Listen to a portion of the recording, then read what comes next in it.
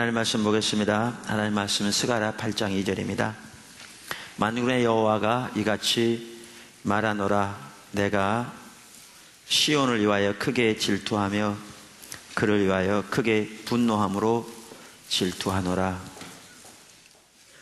오늘은 이 시간에는 교회 회복을 향한 하나님의 은혜에 대해 살펴보겠습니다. 우리가 앞에서 하나님의 질투에 대해 살펴봤고요. 그 다음에 특별히 교회를 향한 하나님의 질투, 정말 분노함으로 크게 질투하시는 그 질투를 살펴보았습니다. 이번 그 기간에 말씀드린 대로 이렇게 스가랴 학계 이렇게 성경들을 통해서 이렇게 하나님께서 이렇게 보이신 것 중에 하나가 뭐냐면, 이런 하나님의 비전과 질투를 보이실 뿐만 아니라 우리가 이렇게 신앙의 본질로 돌이켜서 하나님께로 돌아갈 때 그렇게 또 살려고 노력하는 우리들에게 구체적으로 부으시기 원하시는 은혜, 또 우리가 알기로 원하는 약속, 이런 부분들을 이렇게 보이신 것 같더라고요. 그래서 그런 부분들을 나누는 게 필요한 것 같았습니다. 또 그와 관련해서 사역도 하는 게 필요할 것 같고요. 그래서 오늘 그 부분 중에 하나를 살펴보려고 합니다. 첫째, 그러니까 우리가 오늘 저녁 내일 아침 살펴볼 부분은 하나님의 질투를 가지고 뒷받침하기 원하시는 하나님의 은혜, 주시기 원하시는 은혜들인데요. 첫째, 신앙의 본질로 돌아오면 하나님의 모든 약속이 회복되어집니다.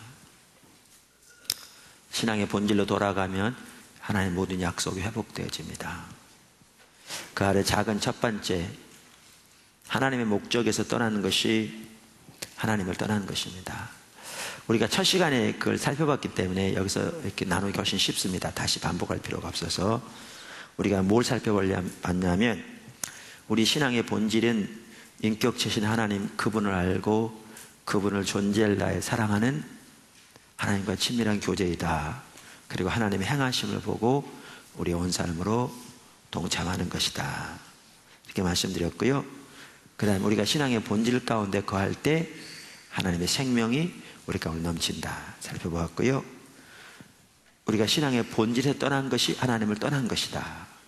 그 부분을 살펴보았고, 그 다음에 하나님을 떠나면, 성경적인 용어로 말하면 하나님을 버리면 하나님의 심판이 찾아오는데, 가장 먼저 찾아오는 심판은 하나님의 생명이 거치는 것이다. 기억나시죠? 그러면서 우리가 하나님께 돌아가는 것은 신앙의 본질로 돌아가는 것이다. 이렇게 말씀드렸고, 신앙의 본질로 돌아가면 하나님의 생명이 회복된다. 이 부분들을 이렇게 쭉 살펴보았습니다. 그래서 여러분 다 이제 기억하시기 때문에 제가 다시 얘기할 필요가 없습니다. 자, 그거를 염두에 두시고 우리가 이제 이 부분을 한 가지 좀 더 거기 살펴보려고 하는데요. 그렇기 때문에 우리가 여기서 한 가지 볼 수 있는 게 뭐냐면요, 하나님의 목적에서 떠난 것이 하나님을 떠난 겁니다. 그러니까 신앙의 본질에서 떠난 것이 하나님 떠난 거잖아요. 그러니까 신앙의 본질은 하나님과 친밀한 교제, 하나님을 알고 존재를 다해 사랑하는 친밀한 교제, 그리고 하나님의 행하심을 보고 온 사람을 동참하는 삶. 다시 말하면 하나님의 목적이 우리의 목적이 되어지는, 하나님의 비전이 우리의 비전이 되어지는, 그렇기 때문에 여기서 떠난 게 하나님을 떠난 것이기 때문에, 그게 하나님 버린 것이기 때문에, 그걸 보다 구체적으로 말하면 하나님의 목적에서 떠난 것이 하나님을 떠난 겁니다. 그 한 부분이 저는 스가랴에서 이게 선명히 보여지는 것 같더라고요. 스가랴서 1장을 한번 보시죠. 1장 1절. 다리오 왕 제2년 8째 달에 여호와의 말씀이 이또의 손자 베가랴의 아들 선지자 스가랴에게 임하니라. 이르시되, 이제 이때가 언제인지는 아시죠? 서기전 520년이라 그랬는데, 아까 그거는 519년이고 여기는 520년일 겁니다. 그런데 자, 나 여호와가 너희의 조상들에게 심히 진노하였느니라. 이제 이 말은 무슨 말인지 아시죠? 그러니까 예레미야 시대에 조상들이 망했잖아요. 그래서 바벨론 포로로 잡혀갔다 이들은 돌아온 거잖아요. 지금 그 말씀하시는 거죠.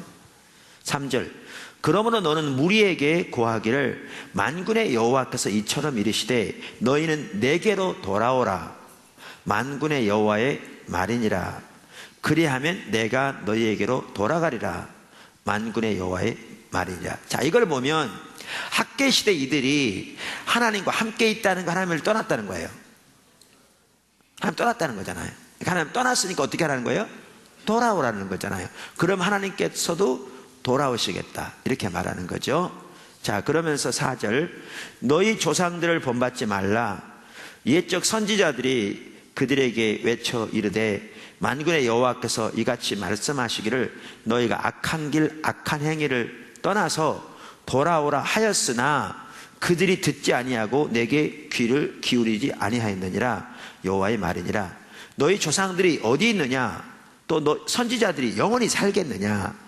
내가 나의 종 선지자들에게 명령한 내 말과 내 법도들이 어찌 너희 조상들에게 임하지 아니하였느냐? 그러므로 그들이 돌이켜 이르기를 만군의 여호와께서 우리의 길대로 우리 행위대로 우리에게 행하시려고 뜻하신 것을 우리에게 행하였었도다 하였느니라.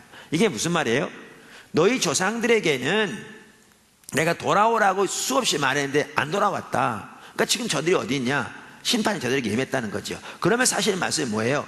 너희는 너희 조상들처럼 하지 말라. 그러니까 너희는 지금 내게로 돌아오라. 저들을 본받지 말고 그러면 나도 너희에게로 돌아가리라. 지금 이렇게 말씀하고 있잖아요. 그러니까 여기에 보면 뭐를 볼 수가 있냐면 그 당시에 학계서 이 시점에서 유다 백성들이, 그러니까 바벨론 포로에 돌아온 유다 백성들이 하나님을 떠나 있는 것을 말하고 있어요. 무슨 말인지 보이시죠? 자, 그러면 뭘 두고 하나님께서 저들이 하나님을 떠났다고 그랬냐는 거죠. 뭘 두고? 그게 이제 학계서 1장에 나옵니다. 학계서 1장. 이 스가랴 학계는 같은 해에 임한 거잖아요. 자, 학계서 1장을 보시죠. 학계서 1장 1절. 다리오 왕 제2년 여섯째 달 곧 그 달 초하루에 아까 스가랴서 1장 1절은 언제요? 8째 달. 여기는 언제요? 6째 달. 그러니까 2달 차이입니다. 서기전 520년. 우리로 따지면 한 11월쯤 되겠죠. 숫자를 보면. 자, 6째 달 10일 좀 이전이겠군요. 뭐 10월이나 9월이 하여튼 어찌됐든 간에 6째 달 그 달 초하루에 여호와의 말씀이 선지자 학계로 말미암아 스알델의 아들 유다 총독 스룹바벨과 여호사닥의 아들 대제사장 여호수아에게 임하니라. 이르시되 만군의 여호와가 이같이 말하느니라. 이 백성이 말하기를 여호와의 전을 건축할 시기가 이르지 아니하였다 하느니라. 여호와의 말씀이 선지자 학계에게 임하여 이르시되 이 성전이 황폐하였거늘 너희가 이때 판벽한 집에 거주하는 것이 옳으냐? 그러므로 이제 만군의 여호와가 이같이 말하노니 너희는 너희의 행위를 살필지니라. 우리가 오전에 그 당시 역사를 이미 살펴보았습니다. 그러니까 저들이 돌아와서 어떻게 했다고요? 곧바로 성전 짓는 일을 시작해서 2년 만에 성전의 기초를 놓고 하나님께 감사 예배를 드렸다. 그때가 언제라고요? 586년에 멸망했는데 정확하게 50년째 되는 서기전 536년에 이런 일이 일어났다. 그런데 이제 주변국의 많은 반대와 대적, 그리고 그들이 이제 바사국에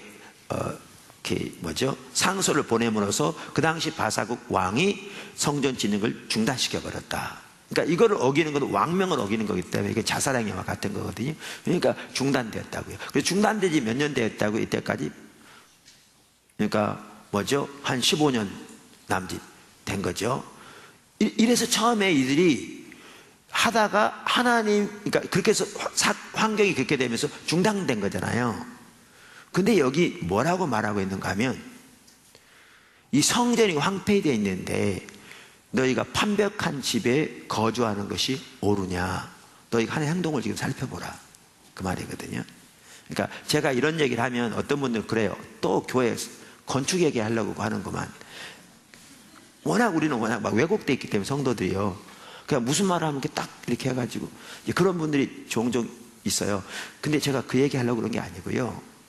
지금 여기는 뭘 두고 말하냐면 그렇게 해서 중단되었을지 몰라도 하나님의 목적에 대해서 그들의 삶이 떠나 있는 이것을 두고 주님은 뭐라고 하시냐면 너희가 나를 버렸다는 거예요.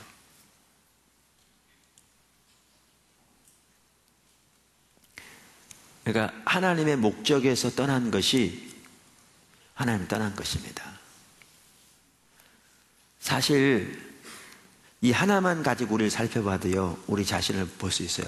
여러분은 하나님의 이 시대를 향한 하나님의 목적, 성경을 통해서 우리에게 보이신 하나님의 목적과 의도, 그 하나님의 목적과 여러분 삶은 지금 어떤 관계를 가지고 있나요?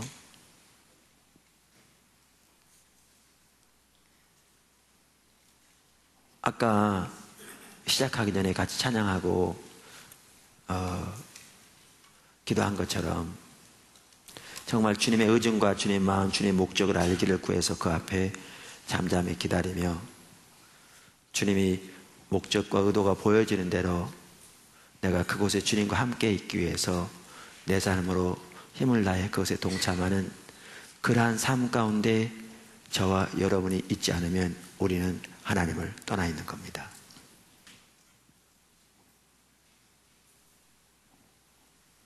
우리 하나님 떠나 있는 겁니다. 그건 자명합니다. 그게 하나님 버린 거거든요. 학교 시대가 그랬어요. 학교 시대가 그걸 두고 하나님 버렸다는 거예요. 내게로 돌아오라는 거지. 내게 돌아오라는 거죠. 작은 두 번째, 하나님을 떠나면 혹은 버리면 하나님의 생명이 거칩니다. 이건 첫날 살펴봤잖아요. 조금 아까 제가 복습했고, 그러니까 이 시대에도요, 저들이 하나님을 떠나 있었기 때문에 하나님의 생명이 거쳐 있었던 것을 볼 수 있습니다. 조금 이따도 제가 말씀드릴 텐데, 본인들은 자신들이 하나님을 떠났다는 사실을 몰랐을 겁니다, 아마. 왜 나름대로 하려고 그랬는데 환경이 그렇게 해서 못했으니까.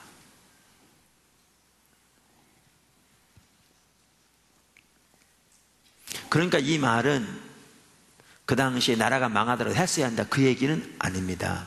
그렇게 중단되었을지 모르지만 하나님의 목적에 대해서, 하나님의 그런 우리가 낮에 살펴본 것처럼 그런 하나님의 그 비전, 열망, 주님의 의도에는 너무나 관심이 없는 거죠. 내일에 빠른 거죠. 이걸 두고 말씀하시는 거죠.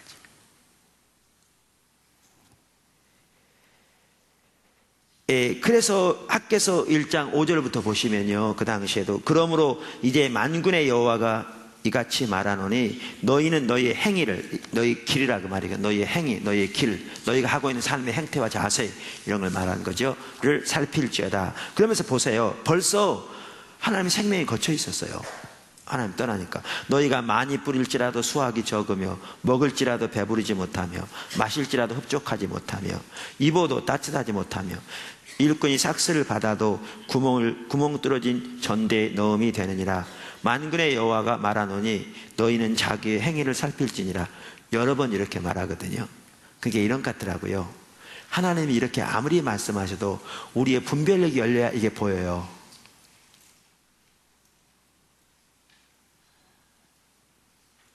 그래야 보여. 하나님 목이 터져라 여러 번 반복하시는데 안 그러면 안 보이는 거죠. 너희는 산에 올라가서 나무를 가져다가 성전을 거쳐가라. 그리하면 내가 그것으로 말미암아 기뻐하고 또 영광을 얻으리라. 여호와가 말하였느니라.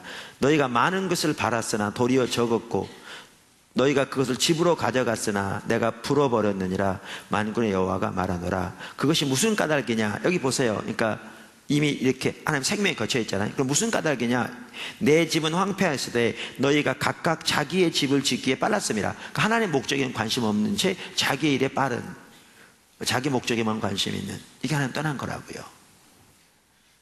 그러면서 계속 똑같은 얘기를 하세요. 10절에 그러므로 너희로 말미암아 하늘은 이슬을 그쳤고 땅은 산물을 그쳤으며 내가 이 땅과 산과 곡물과 새 포도주와 기름과 땅의 모든 소산과 사람과 가축과 손으로 수고하는 모든 일에 한제를 들게 하였느니라. 그러니까 여기에 보면 뭐가 있냐면 저들이 하나님을 버렸고요, 그 결과로 이미 그들의 삶 속에 하나님의 생명이 거쳐 있었어요. 근데 그들이 알았어요, 몰랐어요? 몰랐어요. 저는 몰랐다고 생각합니다. 저들이 알게 된 게 어떻게 해서 알게 되었느냐, 하나님께서 학개와 스가랴를 통해서 하나님의 관점으로 저들에게 말씀하신 거죠.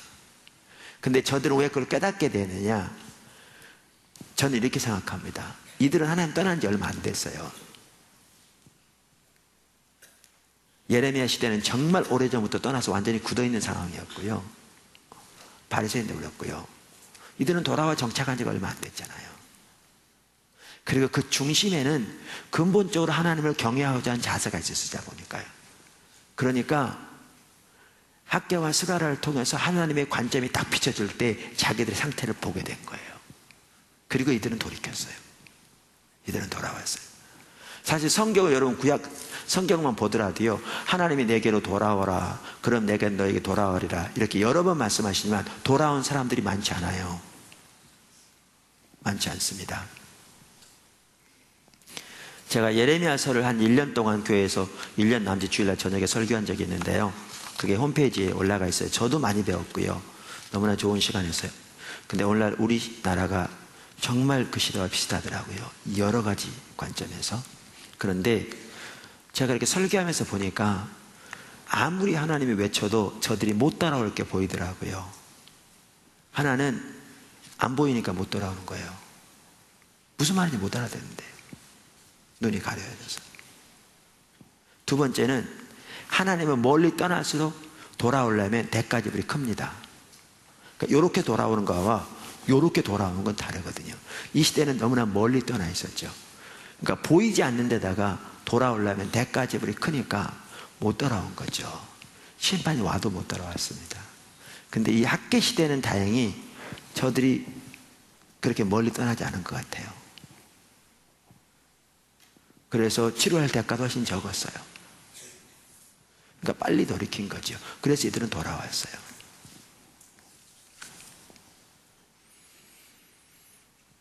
세 번째, 하나님께 돌아오는 것은 신앙의 본질로, 하나님께 돌아가는 것은 신앙의 본질로 돌아가는 것입니다. 그러니까 이 경우에는 뭐예요? 하나님의 목적으로 돌아가는 거죠. 하나님의 목적으로. 그 시대는 그렇게 돌이켰습니다. 그래서 학개서 1장 12절에 보면 스알델의 아들 스룹바벨과 여호사닥의 아들 대제사장 여호수아와 남은 모든 백성이 그들의 하나님 여호와의 목소리와 선지자 학개의 말을 들었으니 이는 그들이 하나님 여호와께서 그를 보내셨음이라. 백성이 다 여호와를 경외하며, 보세요, 중심에 그런 자세가 있었기에 하나님께서 선지자를 통해서 말씀하실 때 하나님의 말씀을 깨닫고 저들이 그 목적으로 돌이켰어요. 하나님의 목적으로 돌이킨 거죠. 네 번째, 작은 네 번째죠. 하나님께 돌아가면 하나님 생명이 회복됩니다. 이건 앞에서도 말씀드렸는데, 자, 그런데 그 안에 더 작은 1번, 첫 번째, 하나님의 전반적인 생명이 회복됩니다. 그러니까 그 시대에 하나님께 돌아가니까요, 하나님의 전반적인 생명이 회복됐습니다. 우리가 사무엘시대 잘 봤죠? 학개시대 2장 15절 학개. 이제 원하건대 너희는 오늘부터 이 전 곧 여호와의 전에 돌이 돌 위에 놓이지 아니하였던 때를 기억하라. 그때에는, 그러니까 하나님의 목적을 떠나 있을 때에는, 다른 말로 하나님을 버렸을 때에는, 그런 말이죠, 20고루 곡식 더미에 이른즉 10고루 뿐이었고 포도주 틀에 50고루를 기르러 이른즉 20고루 뿐이었느니라. 만군의 여호와가 말하노라. 내가 너희 손으로 지은 모든 일에 곡식을 마르게 하는 재앙과 깐부기 재앙과 우박으로 쳤으나 너희가 내게로 돌이키지 아니하였느니라. 왜 안 돌이켰을까요? 몰랐으니까요. 우리가 얼마든지 그럴 수 있습니다. 여러분 오늘 이 설교를 들으시고요, 혹시 여러분 삶을 한번 쭉 살펴보세요. 여러분이 하나님을 떠나 있는데도 모르고 있질 않나? 정말 하나님의 목적이 여러분의 삶의 목표인가? 그 자리에 있는가? 하나님을 떠나 있기 때문에 내 삶 속에 한계가 들어있는데 여러 가지 이 면에서 이미 그 열매들이 상당히 오래전부터 와 있었는데 내가 전혀 모르고 있었는가? 여러분 깨닫고 돌이킨다면 축복입니다. 이들이 몰랐었어요. 그 전에는. 여기 보시면. 그런데 18절 너희는 오늘 이전을 기억하라. 아홉째 달 24일 곧 여호와의 성전 지대를 쌓던 날부터 기억하여 보라. 곡식 종자가 아직도 창고에 있느냐? 포도나무, 무화과나무, 석류나무, 감람나무의 열매가 맺지 못하였느니라. 그러나 오늘부터는 내가 너희에게 복을 주리라. 이걸 보면 저들이 하나님 목적으로 돌아오니까 뭐가 회복되는 걸 말하는 거예요? 하나님의 생명이 회복되는 것을 말하죠. 맞습니까? 그러니까 전반적인 하나님의 생명이 회복됩니다. 자, 제가 그 다음에 그러니까 아주 작은 두 번째 이 부분을 제가 살펴보려고 지금 쭉 보는 거거든요. 작은 두 번째가 뭐냐면 하나님께 돌아가면 하나님의 약속이 회복됩니다. 그러니까 이 부분을 보기를 원하는 거예요. 하나님의 약속이 회복됩니다. 하나님의 약속이 회복됩니다. 그러니까 하나님께 돌아가면 회복되는 하나님의 생명 중 하나가 하나님의 약속이 성취되는 것입니다.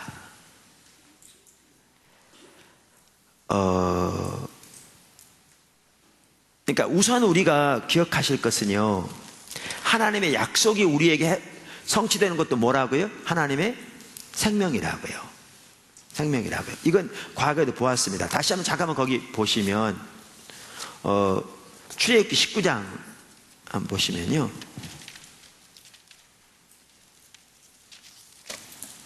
3절 아까도 보았던 구절인데 모세가 하나님 앞에 올라가니 여호와께서 산에서 그를 불러 말씀하시되 너는 이같이 야곱의 집에 말하고 이스라엘 자손에게 말하라.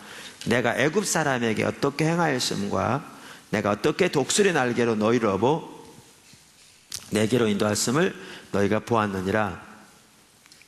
세계가 다 내게 속하였나니 너희가 내 말을 잘 듣고 내 언약을 지키면 너희가 모든 민족 중에서 내 소유가 되겠고 너희가 내게 대하여 뭐가 되며 제사장 나라가 되며 거룩한 백성이 되리라. 너는 이 말을 이스라엘 자손에게 전할지니라. 그러니까 하나님께서 그 놀라운 표적과 기사를 통해서 저들을 애굽에서 건져내서 하나님께로 인도했다. 그러니까 하나님께서 저들을 애굽에서 건져낸 가장 주된 목적이 하나님과의 친밀한 교제를 위해서라, 그 말이죠.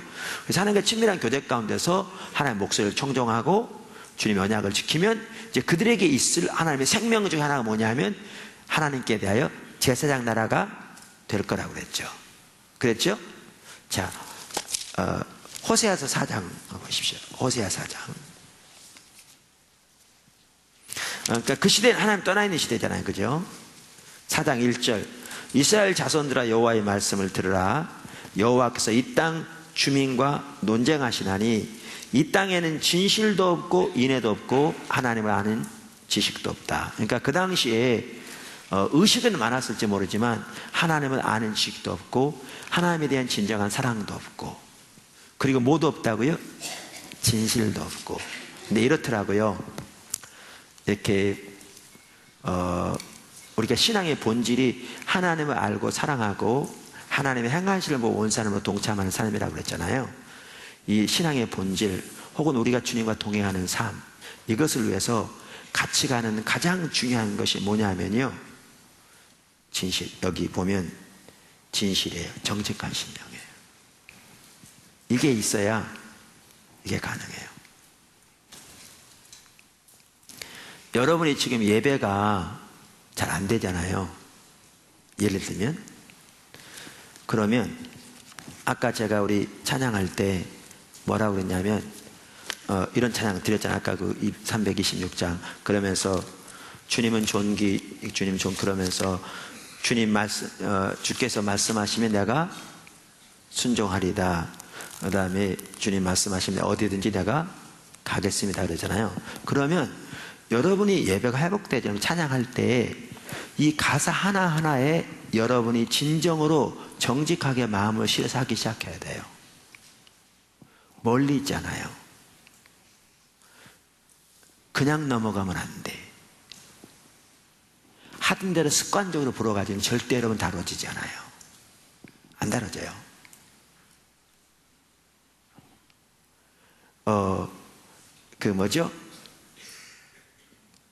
진실이, 그러니까 정직함에 같이 가야 돼. 이게 핵심이에요.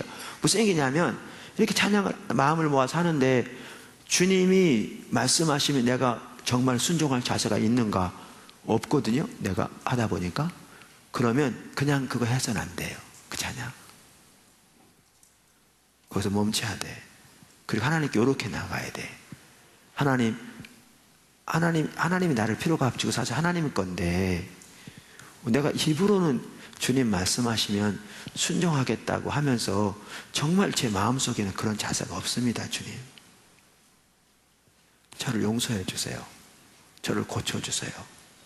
이렇게 거기서부터 출발해야 돼요. 이거를 그냥 묻어가서 그냥 습관대로 하는 대로 나름대로 이렇게 부르면 절대 안 다뤄져요. 어제 이기스 목사님도 그런 비슷한 말씀을 하시더라고요. 제가 지난 주일날도 교회에서 설교하면서도 그 부분 뭐인데, 어떤 경우에 이렇게 기도 사역하다 보면 하나님께 그런 거 보여주시기도 하고 그런데 깨닫게 하고 그러시는데, 어떤 사람은 이런 사람들이 있어요.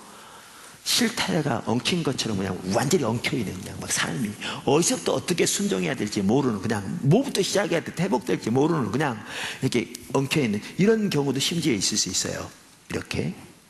그러니까 주님과 잘 동행하다가 조그만 하나 딱 금방 걸렸으면 금방 돌아오면 되는데, 지금은 그냥 워낙 많이 엉켜가지고 막 엉킨 실타래처럼 어디서부터 어떻게 풀어야 될지 모르는, 이거 잡으면 이거 있게 돼서 그냥 더 엉망망 되어지는, 심지어 그런 상태와 같은 그런 상황이 있다 할지라도요, 어떻게 회복되냐면, 이런 경우에 가장 중요한 요소 중에 하나가 정직함입니다.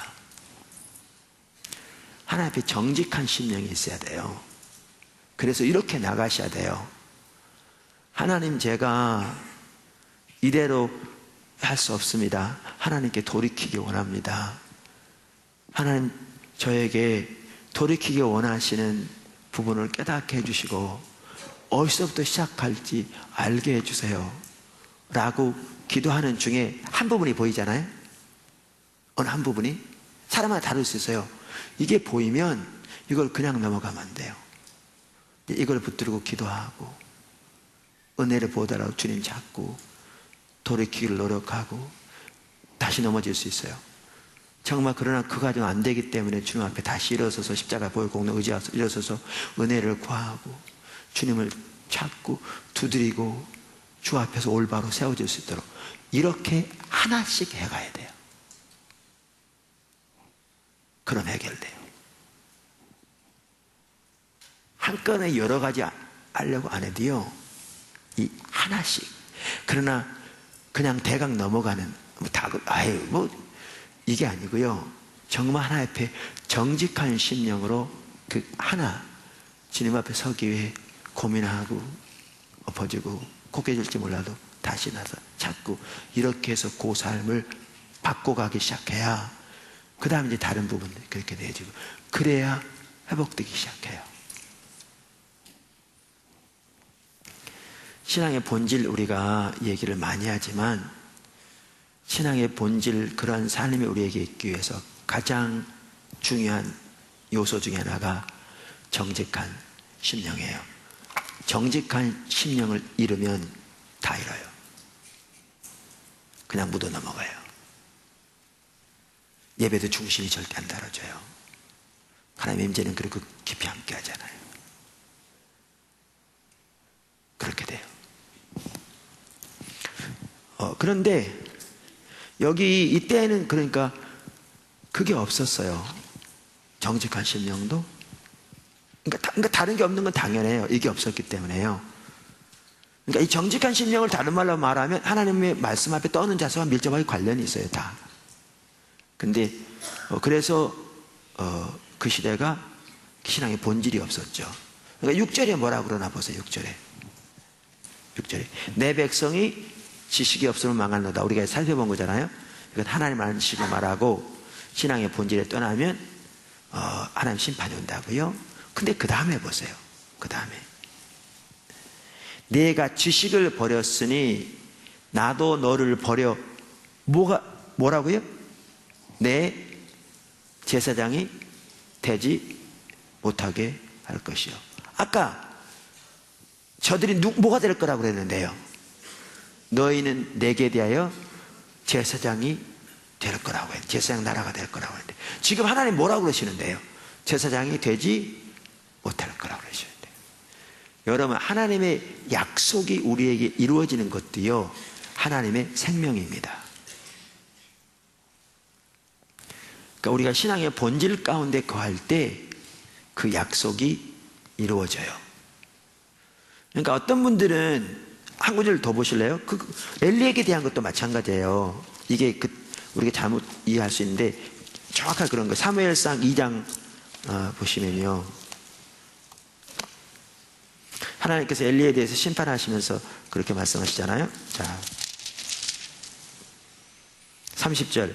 그러므로 이스라엘 하나님 나 여호와가 말하노라. 내가 전에 내 집과 내 조상의 집이 내 앞에 영원히 향하리 하였으나, 영원히 향한다는 말 뭐예요? 영원히 향한다는 말이에요. 영원히, 문자 그대로 영원히. 그러니까 NIV 성경에 보면 영원이란 말은 forever, 그러니까 문자 그대로 영원이란 뜻이에요. 영원히 행하리라 하였으나, 그 다음 뭐라고요? 이제 나 여호와가 말하노니 결단코 그렇게 하지 아니하리라. 그러니까 말 바꾸신 것 같아요. 하나님은 그런 게 아니에요. 그러면서 뭐라고 그러시냐면 나는 나를 존중히 여기는 자를 내가 존중히 여기고 나를 멸시하는 자를 내가 경멸하리라. 그러니까 하나님 멸시하는 거 하나님 버린 게 똑같은 거라고 그랬잖아요. 그러니까 여기 보시면 저들이 신앙의 본질에 떠나니까, 하나님 버리니까 엘리에게 대해 하나님의 약속이 어떻게 해요? 거두어져요. 그러니까 하나님의 약속이 성취되는 것도요 하나님의 생명입니다. 그럼 어떤 분들이 이 말을 잘 못 이해하더라고요. 성경에 보면 하나님 말씀은 1.1획 틀림없이 천지가 없어지더라도 다 성취된다고 그랬는데 그 말이 무슨 말이냐, 그런 분들이 계신데요 그거는 잘 못 이해하는 것 같아요. 여러분 성경에 나온 하나님의 계획과 경륜, 이거는 천지가 없어지더라도 반드시 이건 이루실 거예요. 그런데 이 하나님의 계획과 경륜을 이루시려고 하나님 뭐 하시냐면 하나님 사람들을 부르세요. 아브라함을 부르시고 모세를 부르시고 사무엘을 부르시고 다윗을 부르시고 바울을 부르시고 부르세요. 부르면서 그들에게 뭐 하시면 약속을 주세요. 아브라함 부르실 때 약속 주셨잖아요. 그죠? 뭐죠? 노아를 부를 때 약속 주셨나요? 모세를 부를 때 약속 주셨나요? 약속을 주세요. 근데 이렇게 하나님의 이 뜻을 이루기 위해서 하나님이 사람들을 부르시는데, 이 사람들을 부르실 때 주신 약속은 이거는 보증이 아니고 초청이에요. 그래서 이 하나님의 사람들이 신앙의 본질 가운데 하나님과 동행하는 삶을 살아야 하나님이 그들의 삶 속에 이 약속을 이루세요. 그래서 하나님의 약속이 이루어지는 것도 뭐라고요? 하나님의 생명이에요. 여러분 애굽에서 나온 1세대 그들이 믿음으로 주님을 신뢰하는 자리에 서 있지 않았기 때문에, 그 하나님을 결국 순종함으로 나가지 않았기 때문에 약속에서 끊어졌어요. 그걸 두고 히브리서 3장은 뭐라고 말하고 있는가 하면 너희는 저들처럼 불신 가운데서 살아계신 하나님에게서 떨어질까 조심할 것이라고 말하는 거죠. 이 약속이 거두어진 걸 말하는 거예요. 엘리 여기 보시면 하나님이 약속을 주셨는데 거두어졌어요? 안 거두어졌어요? 거두어졌어요. 사울에게 약속 주셨어요. 근데 약속 어떻게 했죠? 거두어졌어요. 그러니까 성경에도 그런 것이 여러 번 있죠.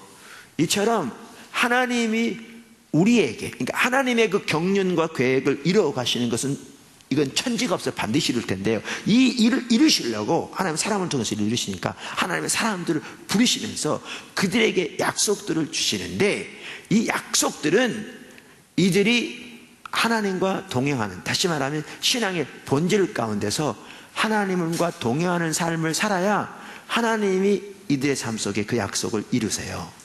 하나님의 약속이 성취되는 것도 뭐냐 하면 하나님의 생명이에요.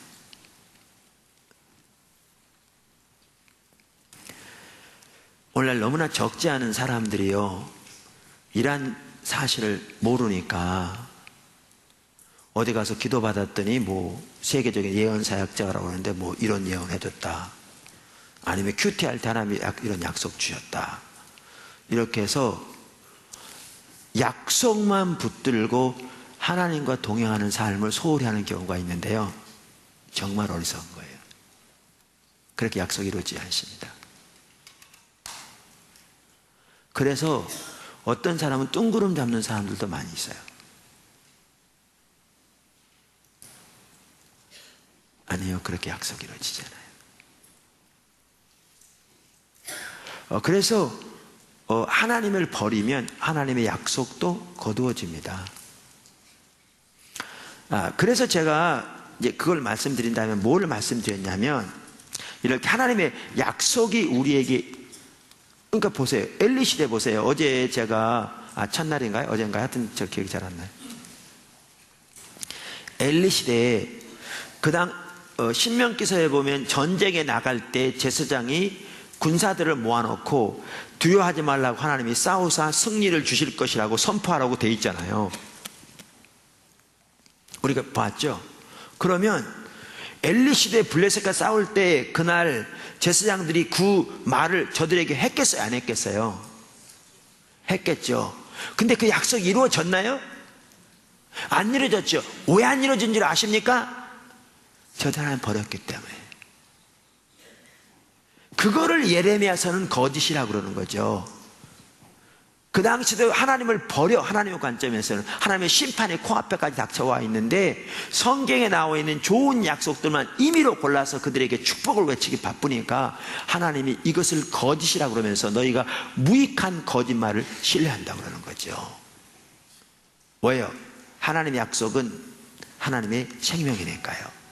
그래서 하나님의 백성들이 신앙의 본질 가운데 하나님과 동행하는 삶을 살 때 그 약속이 성취되는 거예요. 하나님이 그 약속을 이루시는 거예요. 이걸 반드시 기억하셔야 돼요. 저는 이 부분 여러분 잘 아니까 그냥 빨리 넘어가려고 그랬는데 갑자기 계속 말하게 됐어요. 혼동이 있는 것 같아요. 반드시 기억하셔야 돼요. 제가 그러니까 뭐 앞에 이 뭐 세 가지 기도 제목을 주셨다 하실 거라 전 똑같이 이해합니다. 우리가 그저 하나님이 약속 주셨기 때문에 어떻게 하든지 주실 거라 아니에요. 전혀 아닙니다. 아까 말한 대로 정말 주님만을 구해서 그분만을 기뻐함으로 그분을 찾는 자리에서 있지 않으면요, 하나님 임재 서서히 거칩니다. 에베소 교회요, 예수님이 칭찬하신 내용을 보면 그 에베소 교회가 한국에 있으면 정말 훌륭한 교회로 칭찬받을 만큼 뛰어난 교회였습니다. 제가 보기에 한국에 있는 교회 중에 에베소 교회만큼 훌륭한 교회가 제 눈에는 안 보이는 것 같습니다. 칭찬한 내용을 보십시오. 근데 그들은 첫사랑을 버렸다고 그러면서 거기서 돌이키지 않으면 그 촛대 옮길 거라고 말씀하십니다. 다른 말로 하면 임재를 거두실 거라는 거죠.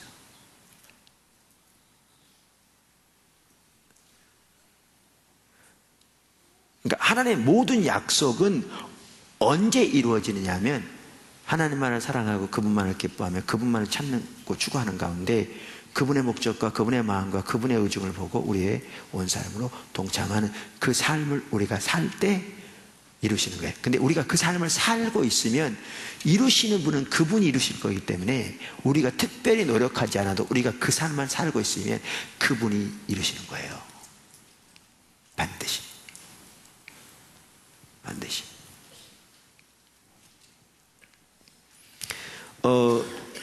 이처럼 하나님의 그 약속이 이루어진 건 하나님의 생명인데요. 이제 이해하시죠? 그래서 제가 뭐라고 말씀드렸냐면, 우리가 하나님께 돌아가면 우리 가운데 하나님의 약속이 회복된다는 거예요. 하나님의 약속이 회복된다는 거예요. 저는 학개서에서 이 부분을 참 이렇게 보겠더라고요. 그리고 하나님이 구체적으로 우리에게 말씀하기 원하시는 부분이 있는 것 같았어요. 이 부분에서. 학개서 1장 13절을 보십시오. 그때 여호와의 사자 학개가 여호와의 위임을 받아 백성에게 말하여 이르되 여호와가 말하노라 내가 너희와 함께하노라. 누가 함께 하신다고요? 하나님이 함께 하신다고요. 그러니까 하나님 백성은 하나님 목적으로 돌아가니까, 다시 말하면 하나님께로 돌아가니까 하나님께서 그들에게 돌아오셔서 그들과 함께 하신 거죠. 그런데 그 다음 절도 보세요. 14절. 여호와께서 스알디엘의 아들 유다 총독 스룹바벨의 마음과 여호사닥의 아들 대제사장 여호수아의 마음과 그 남은 바 모든 백성의 마음을 감동시키심에 그들이 와서 만군의 여호와 그들의 하나님 전 공사를 하였으니. 여기 보니까요, 제가 NIV 성경을 보니까 14절에 뭐라고 되어 있냐면 그 앞에 so 이렇게 되어 있어요. 그러니까 이 말이죠. 내가 너희와 함께 하노라. 그래서 그런 뜻이에요. 우리말에는 그게 번역이 안 돼 있어요. 그러니까 14절 앞에 so라는, 그러니까 하나님이 함께 하심으로, 그분이 함께 하시니까 그분이 이제 뭐죠? 스룹바벨, 그 다음에 여호수아, 이스라엘 백성들의 마음을 stirred up, 이렇게 불했다고 말해요. 그러니까 어떨 때 흥분시켰다 이렇게 되는데, 뭐 해롱해롱 한걸 말하는 게 아니고요, 그 마음속에 열정을 불어넣었다고 말이죠. 이렇게 불을 일으켰다. 그래서 이 하나님의 일을 하게 하셨다. 그러니까 누가 그들의 마음속에 이렇게 불을 일으킨 거예요? 하나님이. 제가 그 안식을 가서 쉬는 동안이래. 저는 주로 쉬어서 뭐 거기서 성경 연구하고 그러진 않거든요. 쉬러 갔는데 사실 이번에는 쉬는 기간도 많지 않았어요. 첫 주는 제가 그 목회자, 뉴욕 뉴저지 지역에 있는 침례교 목회자 2개 지방 연합으로 수련을 인도했고요. 이번엔 또 이 국내 스케줄 때문에 한 주를 덜 쉬고 와서 쉬는 시간도 많지 않았는데, 쉬는 시간에 이렇게 어떻게 해서 스가랴서를 보는데 하나님 말씀하신 바가 보이더라고요. 교회 가운데, 선교회 가운데. 이제 그래서 그걸 정리하면서 이렇게 나누게 되는데, 그러면서 내 마음속에 이게 보여졌어요. 우리 포도나무의 지체들 중에서도 그런 사람이 많은데요, 우리 선교회에는 더욱더 많은 것 같아요. 그게 뭐냐면 하나님의 그 목적에 대한 열정이 많이 식었어요. 기대가 많이 식었고요, 열정이 많이 식었어요. 안 그러면 용서하세요. 근데 제가 보기에는 많이 식었어요. 그런데 어디서부터 출발해야 되냐? 하나님의 목적에서 떠난 것이 하나님 버린 거라고요. 이게 오늘,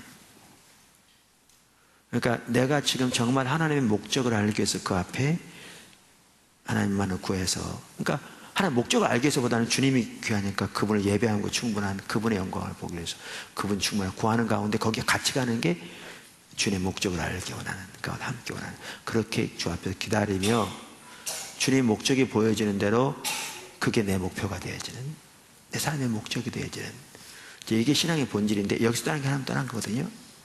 그러면 뭐가 있냐면 우리가 이 하나님의 관점에서 하나님을 버렸다는 사실을 깨닫고 중심을 회개해서 하나님이 원하시는 그 신앙의 본질로 돌이켜야 돼요. 돌이키면 하나님 그분이 각자의 마음속에 하나님의 목적을 향한 이 열정을 회복시킬 것 같더라고요. 여기. 근데 우리가 하나님 떠나 있는지 모르는 거예요. 적지 않은 사람들이요. 그래서 한제가 들었는데, 제가 여러분 안 가봤지만요, 제가 거의 자신있게 말할 수 있습니다. 지금 선교에 연합하는 교회들 예배요, 제가 가서 보면 알겠지만 하나님 문제가 많이 함께하지 않을 겁니다. 제가 보증할 수 있습니다. 어떻게 네가 잘하냐 그렇게 뭐 큰소리 치냐, 네가 신이냐. 아니요, 예외가 있을지 모르지만 지금 선교연합판의 교회 중에 예외는 아주 적은 수의 예외가 있을 거고요. 대부분의 교회는 예배가 많이 침체되어 있을 겁니다. 정도의 차이는 있을지 몰라도 많이 침체되어 있을 겁니다. 제가 교회 요즘 개교에 방문하지 못했습니다. 옛날에도 못했고 전 좀 방문했으면 좋을 텐데 제가 다시 목회하니까. 근데 그럴 겁니다. 여러분 뭘 의미한 줄 아십니까? 우리 하나님 떠나 있다는 겁니다. 근데 모르고 있습니다.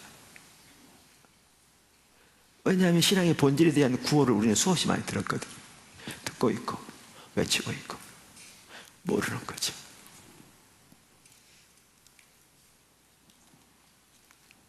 아까 제가 처음 올라왔을 때 그 얘기 했습니다. 이번에 컨퍼런스 하면서 제 눈에 더 보여줬던 걸 이렇게 나누는데요.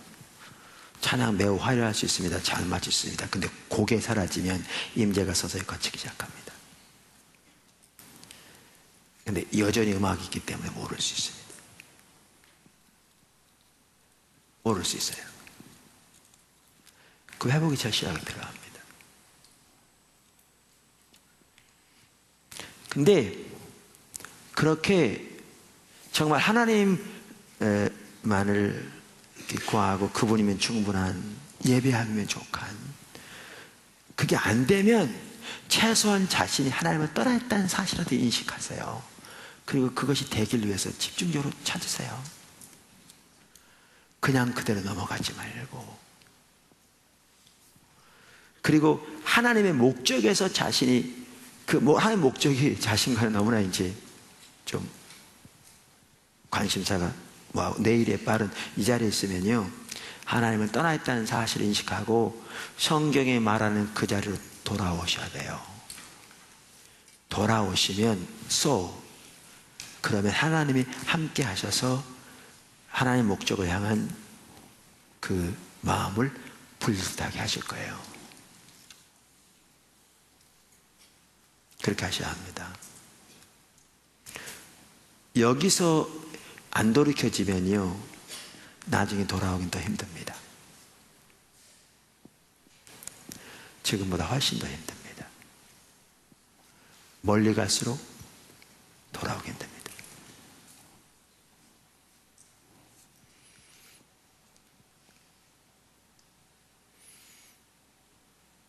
하나님께서 혹시 인도하시면 이따가 그런 부분에 대해서 하나님께서 이렇게 우리를 치유해 주시도록 이렇게 기도하는 시간이 있을지는 모르겠습니다.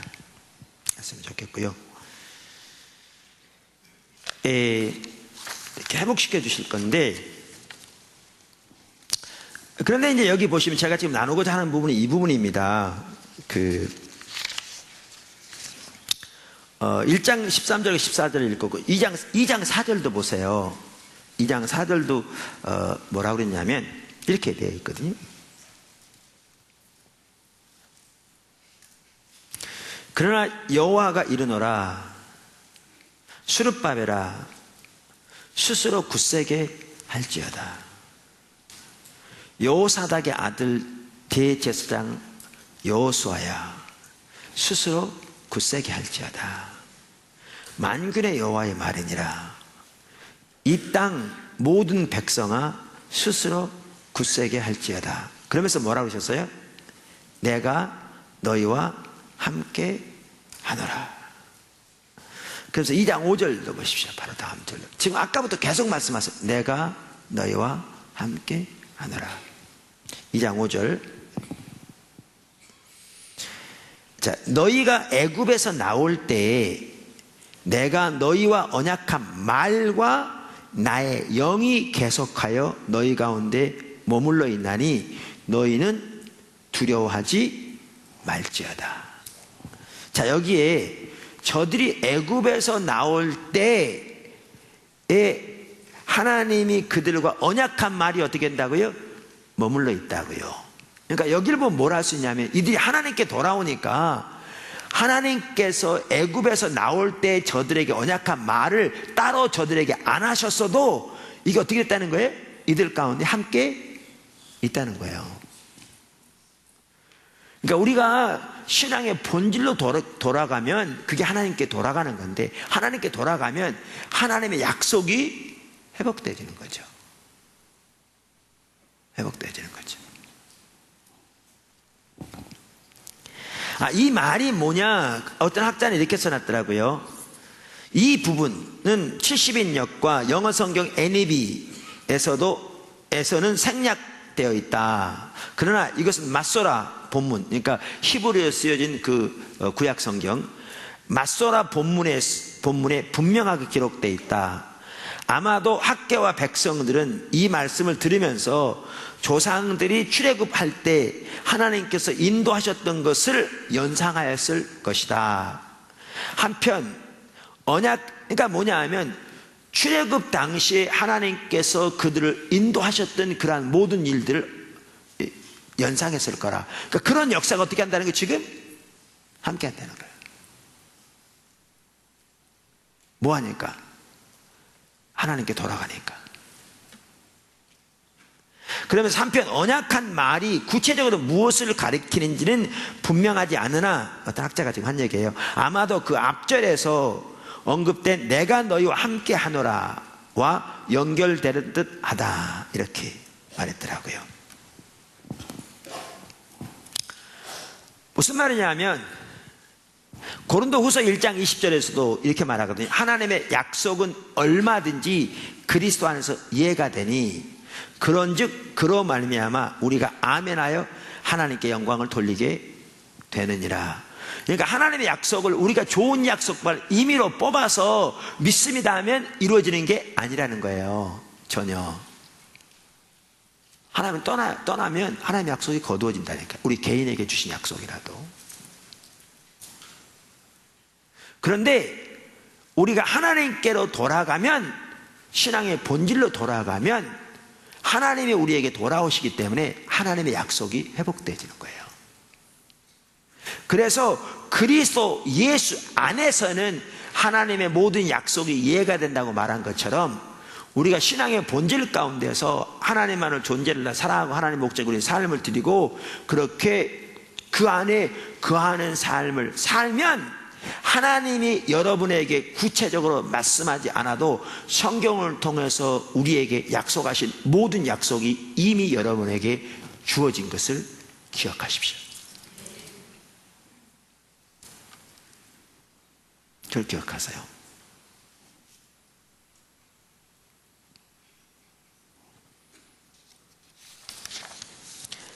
그런데 우리는 여기서 한 가지 기억하실 것은, 하나님은 우리가 그 사실을 알기를 원하세요.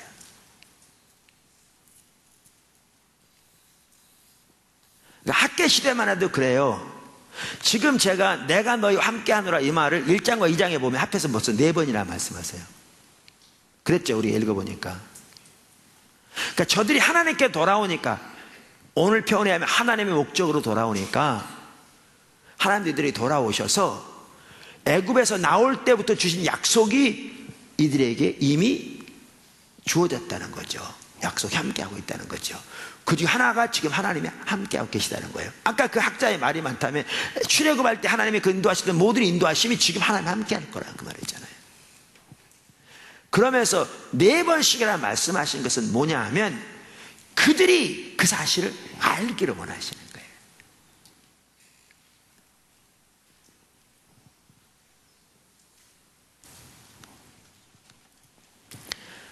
제가 이 부분을 나누게 된 게 그렇습니다. 아까 제가 잠깐 말씀드린 대로 적지 않은 우리들이 지금 우리가 말하는 흔히 신앙의 본질로 돌아와야 합니다. 정말 거기서 떠나 있습니다. 정말 주님만을 바라보면서 그분을 예배하면 충분한 그 자리에서 정말 떠나 있습니다. 우리 이렇게 예배는 드려도 그 자리에 떠나 있습니다. 말씀드렸잖아요. 떠나 있습니다. 또 하나님의 목적, 정말 이렇게 그냥 거기 떠난 지 상당히 오래됐죠. 예, 떠나 있습니다. 그러니까 모르게 몰라도 아까 말씀드린 대로 여러분의 교회 섬기는 예배만 하더라도 정말 많이 하나님 인자가 좀 그렇게 표현하면 좀 그렇지만 많이 옅어졌을 겁니다. 정말 많이 이렇게 되었을 겁니다. 그거요, 하나님의 문제가 아니고 우리의 문제입니다. 그리고 하나님의 생명이 많이 거쳤을 겁니다. 성도 삶에도 교회에도 그럴 겁니다. 그래서 지금 이제 그러니까 이제 자칫하면 나오는 거지, 인간적인 세상적인 방법만 나오는 거죠. 이렇게 되는데 그럴 겁니다. 너무나 이렇게 많은 경우에 이렇게 돌아와야 합니다. 이제 그게 한 가지가 있고요. 근데 하나님께서 이 말씀을 처음 나누게 된 게 어떻게 나누게 됐냐면, 우리가 신앙의 본질로 돌아가면, 다시 말해 하나님을 알고 존재를 사랑하는 그 친밀한 교제와 그분의 목적으로 우리 삶을 드리는, 그리 돌아가면 하나님께 돌아간 거니까 하나님의 모든 약속이 회복되어졌다는 사실을 알기를 원하세요.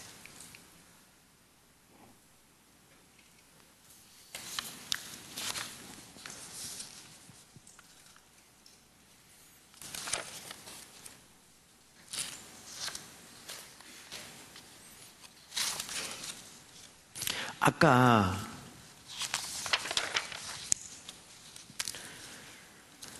그 2장 4절에 이렇게 말했거든요. 그러므로 여호와가 이르노라, 수룹바벨아 스스로 굳세게 할지어다. 여호사닥의 아들 대제사장 여호수아야 스스로 굳세게 할지어다. 여호와의 말이니라. 이 땅 모든 백성아 스스로 굳세게 하여 일할지어다.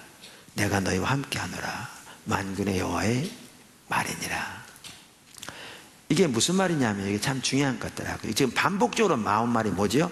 스스로 굳세게 할지어다. 우리는요 잘못 생각하는 게 있는 것 같더라고요.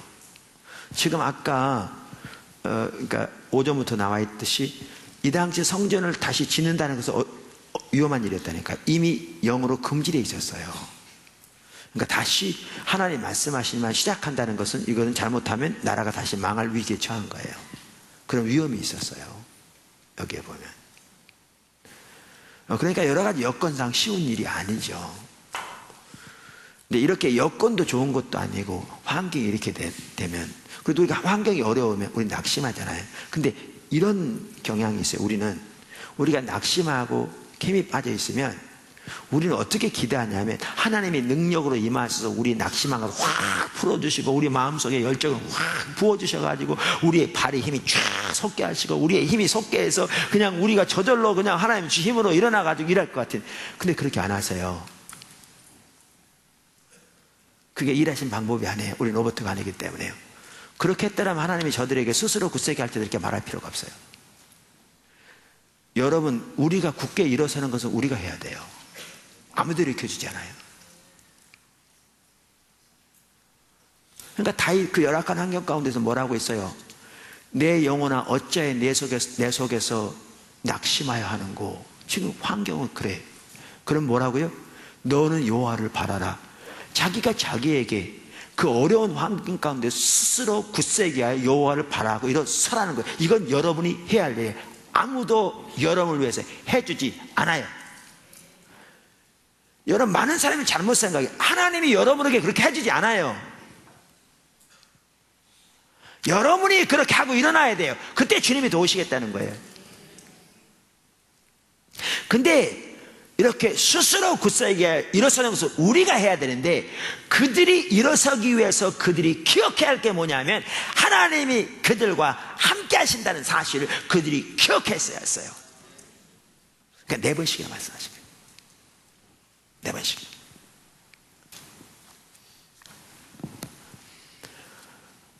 주님께서 이렇게 저에게 또렷하게 이 시점에서 주시는 것이라고 제가 알겠더라고요. 하나님 주신 말씀에 그게 뭐였냐면 이 부분이었어요.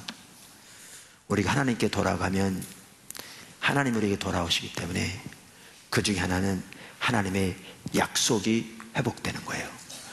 그러니까 우리의 환경이 어떻든지 성향이 어떻든지 우리가 하나님께 돌아갔으면, 하나님 목적 우리의 삶을 드렸으면, 그리고 주님을 사랑하며 추구하는 자리에 있으면 하나님 모든 약속이 우리에게 회복된 것을 깨닫고 스스로 굳세게 하여 일어서 하나님의 그 목적이 담대함으로 섬기라는 거죠. 그러면 주님이 하실 거라는 거예요. 이따 나옵니다만 이거 함께 뭐가 함께 하냐면 칠중 성령의 역사가 함께해요. 그래서 여러분, 그들이 그렇게 하는 것은 반영행위 같았는데 에스라서 보면 어떤 일이 있냐면 이들이 다시 짓기 시작하니까 주변 나라 다시 이제 상소를 올려요. 그랬더니 이스라엘 백성도 다시 상소를 올립니다. 그랬더니 그때는 다리오 왕이었어요. 다리오 왕이 하루는 거닐다가 자기 선왕들이 쓴 조서를 내린 그 조서들이 보관된 그 문서 보관소겠죠. 거기를 갑니다.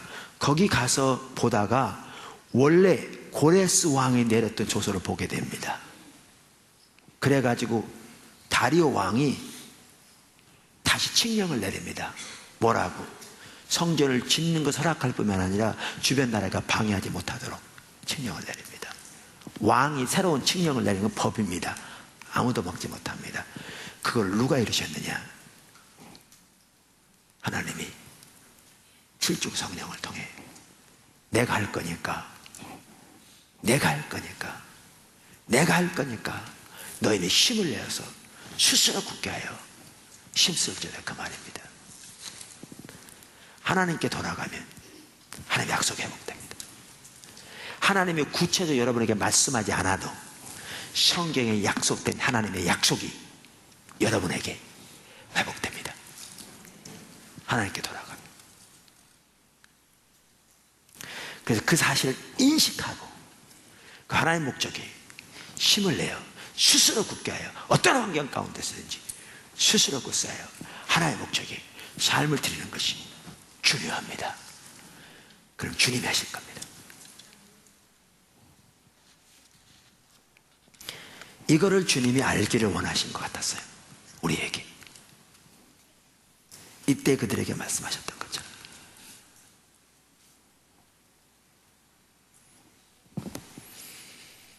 여기 이렇게 하나님께 돌아가니까 약속이 회복될 뿐만 아니고 한 가지를 더 말해요. 밖에서 2장 5절을 보십시오. 그 2장 5절. 아이고, 시간이, 오늘 다른 거 하다 보니까 시간이 많이 갔네요. 그죠? 뭐 지금부터 설교하려면 1시간도 더 할 수 있고요. 끝내려면 5분 내에 끝낼 수 있어요. 왜냐하면 칠중 성령에 관한 거라 제가 그걸 본격적으로 다루면 1시간 더 해야 되고요. 간단히 요약하면 5분 내에 끝내고. 근데 제가 5분 내에 끝내도록 하겠습니다. 우리 기도도 같이 해야 되고 그러니까. 여기에 2장 5절에 보면 뭐라고 하냐면 너희가 애굽에서 나올 때에 내가 너희의 언약한 말과 이제 함께한다 그 말이죠. 그 다음 뭐가 함께한다고 그랬죠? 나의 영이 계속하여 너희 가운데 머물러 있나니 너희는 두려워하지 말지어다. 하나님 성령이 머물러 있다는 거죠. 근데 여기 하나님의 성령은요, 이제 본격적으로 스가랴 4장을 보면 나오지만 7중 성령의 역사가 그들에게 함께할 것을 말씀하세요. 구체적으로 하나님께서 다시 메시지를 주세요. 스가랴에게 4장 1절부터 보면, 그러면서 그 약속이 뭐냐, 그 환상이 뭐를 뜻하냐, 성령을 뜻한 걸 보이죠. 그가 내게 대답하여 이르되 여호와께서 스룹바벨에게 하신 말씀이 이러하니라. 만군의 여호와께서 말씀하시되 이는 힘으로 되지 아니하고 능력으로 되지 아니하며 오직 나의 영으로 되느니라. 그 영이 함께 있다고 그랬는데 그 영이 고레스 왕에게 다리오 왕의 역사에서 하나님의 일을 이렇게 이루신 거죠. 그 7중 성령의 역사가 함께 할 것을 말합니다. 7중 성령의 역사에 대해서는요, 제가 살펴볼 시간이 없습니다. 근데 여러분 사신 중보기도 책 있죠?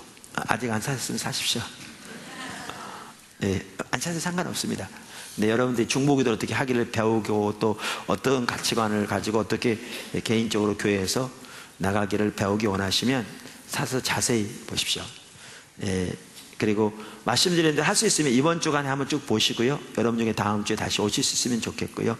다음 주에는 전체를 중보기도에서 할 겁니다. 이번 주에 다른 건 아무것도 안 다룰 거고요. 전체를 다음 주에 중보기도를 다룰 텐데 여러분들 오시기 전에 한번 쭉 읽고 만약 오시게 된다면 오시면 귀한 시간이 될 줄로 믿고요. 거기 부록에 가면 부록의 마지막 장이 칠중 성령에 대한 겁니다. 그래서 그 부분을 읽어보시면 하나님 어떻게 교회 회복과 관련해서 칠중 성령 역사를 나타내실 건지 이렇게 볼 수 있습니다. 저는 이렇게 확신합니다. 주님이 세우기를 원하신 교회가 전례 없이 주를 깊이 하는 교회, 전례 없이 주를 사랑하는 교회, 전례 없이 거룩한 교회, 전례 없이 하나된 교회, 전례 없이 강한 능력의 교회. 이 순서가 중요하다고 그랬죠. 능력이 먼저 추구되면요 절대 주님이 의도하신 교회가 안 됩니다. 우리 가운데 성령께서 참 놀라우게 함께 하십니다. 삶의 변화들, 하나님의 관점, 돌이키는 거, 패러다임의 변화, 귀한 일들이 일어나죠. 이번 주간에도 많이 하시는 것 같아요. 근데 어떻게 보면 막 암덩어리가 뚝뚝 떨어지고 뭐 이렇게 안전벨트가 벌떡벌떡 일어나고 손 마른 사람 손이 쫙 펴져버리고 뭐 이런 일은 아직 안 일어나고 있습니다. 그러니까 어떤 사람들은 이제 그런 관점에서 보면서 성령 역사 그것만은 절대 아닙니다. 또 외적인 성령의 역사 못지않게 중요한 게 내적인 성령의 역사입니다. 그리고 표적과 기사만 나타난다고 우리 삶이 변하지 않습니다. 그래서 근데 어떤 사람들은 이제 그런 게 안 나타나니까 이제 우리 가운데는 별 성령의 능력이 역사가 안 나타난 것처럼 그렇게 생각하는 사람들도 있습니다. 아까도 말씀드린 그것만의 성령 역사가 아니라고 제가 말씀드렸는데 저는 그런데 이 날이 반드시 있을 거라고 믿습니다. 어떤 날인지 말도 안 했는데 하면 하세요. 이 날이 제가 믿는 바는 뭐냐면요 저는 개인적으로 확실하게 믿습니다. 그 날을. 그게 뭐냐면 여러분 아브라함 같은 경우에는요 로마서 4장에 보면 그가 하나님을 믿되 죽은 자를 살리신 하나님을 믿었다고 그랬어요. 그랬죠. 그러니까 자기 몸과 자기 아내의 몸이 죽은 것 같음을 알고도 믿음이 연약해지지 않고 약속하신 데 이루실 것을 신뢰하였더니 의로 여기져서 하나님 그 약속 이루셨다고 그랬죠. 그게 돼 있죠. 로마 4장에. 근데 아브라함이 맨 처음부터 하나님을 그렇게 믿었던 게 아니에요. 그렇게 믿었으면 하갈을 집어넣을 이유가 없죠. 그렇게 못 믿었어요. 그렇게 못 믿었기 때문에 몸종을 이렇게 양자로 삼아서 자녀 삼아서 유업할까 그랬더니 아니요 네 몸에서 날자. 그랬더니 그래도 기다려도 안 오니까 그 살해 그 권유를 받아들여서 하갈과 동침해가지고 이스마엘 낳은 거잖아요. 그러니까 그렇게 못 믿었어요. 처음에는. 근데 나중에 그가 99세가 되었을 때 이렇게 믿었어요. 그러니까 성경의 로마서는 지금 그 부분을 말하는 거예요. 그래서 하나님 역사하신 거예요. 근데 그렇게 그가 믿게 된 데는 왜 가능했냐면 하나님을 아는 만큼 하나님 믿을 수 있거든요. 근데 하나님을 알려면 그분이 하나님을 우리에게 계시하셔야 돼요. 근데 여러분 너무나 놀라운 사실은 뭐냐면요 아브라함이 그렇게 믿을 수 있었던 것은 그가 99세가 되었을 때 하나님이 그에게 전능하신 하나님을 계시하셨어요. 그게 창세기 17장에 나와요. 그래서 이렇게 성경은 말하고 있어요. 아브라함이 99세 때에 여호와께서 아브라함에게 나타나서 그에게 이르시되 나는 전능한 하나님이라. 너는 내 앞에서 행하여 완전하라. 보십시오. 하나님이 그에게 전능하신 하나님으로서 하나님을 드디어 계시하십니다. 그러니까 그의 몸과 그의 아내의 몸이 죽은 것 같음을 알고도 그는 전능한 하나님을 알았기 때문에 신뢰할 수 있었고 심지어 이삭이 태어난 후에 그가 티네이저쯤 된 것 같아요. 그때 하나님이 그를 번제로 드리라고 할 때에도 죽여서 각을 떠서 제가 되도록 제사를 드려도 원래 인간은 못 드리게 되죠. 하나님 시험한 거죠. 근데 본인은 시험한지 모르는 거죠. 하나님 시험하신 일을 드려도 그 죄 가운데서라도 살리셔서 왜? 그분은 전능하신 하나님, 죽은 자를 살리신 전능하신 하나님이니까. 그리고 약속하신 것은 반드시 이루시는, 없는 것을 있는 것처럼 부르신 하나님이니까 그렇게 이루실 줄로 신뢰할 수 있었어요. 그렇게 신뢰할 수 있기 위해서 주님이 하신 일이 뭔지 아세요? 주님이 때가 되었을 때 전능한 하나님을 계시하신 거예요. 제가 확실하게 그날이 우리가 이 자리에 머물러 있기만 한다면, 이 자리에만 주님을 이렇게 찾고 예배하기를 기뻐하고 주님만을 우리 기쁨으로 삼고, 제가 아까 말씀드린 거기만 머물러 있기만 하면 저는 확신하는 게 있어요.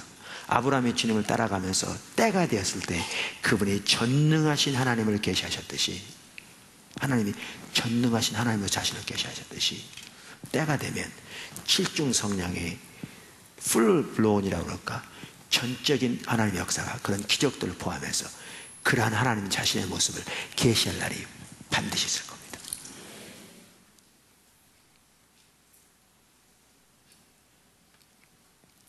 저는 그날이 반드시 있을 거 믿습니다. 주변의 사람들은 은사를 추구하며 나가면서도, 그러니까 일부 교회가 성장하고, 그러니까 사람들이 눈이 돌아 그럴 수 있습니다. 저는 모든 교회를 다 축복합니다. 근데 저는 우리를 부르시는 그 부르신 가운데 머물기 원합니다. 그리고 주님의 그 비전에서 말하는 그 전례 없이 강한 능력의 교회, 그 부분도 주님이 아까도 말씀드린 외부로 나타나는 표적적인 역사만 하나님 성령 역사 아닙니다. 성경을 보시면 그거 못지않게 중요한 게 내적인 역사입니다. 그러나 그것만이 아니라 하나님이 그러한 하나님의 모습을 주님이 택하신 때에 나타내실 날이 반드시 있을 것을 저는 확신합니다. 개인적으로 우리가 주 안에만 머물러 있다, 머물러 있다, 칠중 성령 역사가 함께 할 겁니다. 하나님의 교회 회복에, 주님의 일을 위해서. 그래서 하나님께서는 이제 설교 마칠 텐데요, 하나님께서는 우리가 하나님께로 돌아가면 하나님의 약속과 하나님의 영이 우리 가운데 함께하고 계신 것을 깨닫고 힘을 내어 주의 목적에 열심으로 섬기라, 이렇게 말하고 있는 겁니다. 그거를 우리에게 말씀하기 원하십니다. 구체적으로. 그러면서 여러분, 작은 자원 가지고도 순종하십시오. 그때가 그랬어요. 작은 날의 나르라고 하는 사람 뭐죠? 멸시하는 자가 누구냐? 그때 보기엔 너무나 초라했거든요. 근데 하나님은 그것을 귀하게 여기셨어요. 작은 날의 출발, 여러분, 하나님 역사 항상 작게 시작합니다. 그래서 하나님 나라의 비유를 겨자씨에 비유했습니다. 근데 그 겨자씨는 자라게 돼 있습니다. 그 다음에 많은 방해를 물리치실 겁니다. 많은 방해를 있으면 그 당시 그랬듯이, 그러니까 큰 산은 내가 무엇이냐, 사장에 보면 내가 수르바벨의 평지가 되리라. 그가 머릿돌을 내어놓을 때에 무리가 외치기를 은총은총이 그에게 있을지어다, 이렇게 말함으로써 많은 방해가 있을지 모르지만 예루살렘을 택한 여호와께서 그 질투로 그 방해를 물리쳐 높은 산이 메워져 평지가 되게 하실 거라고 말씀하고 있습니다. 그분이 하실 겁니다.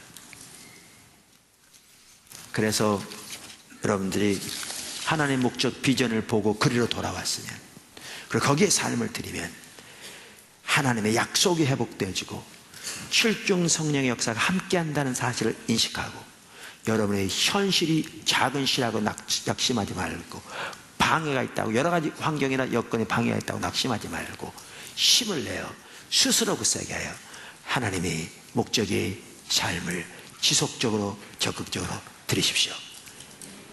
시온을 택한, 분노함으로 시온을 위하여 질투하시는 하나님이 함께 하셔서 그 일을 이루실 것입니다. 아멘. 그 부분 나누기 원했습니다.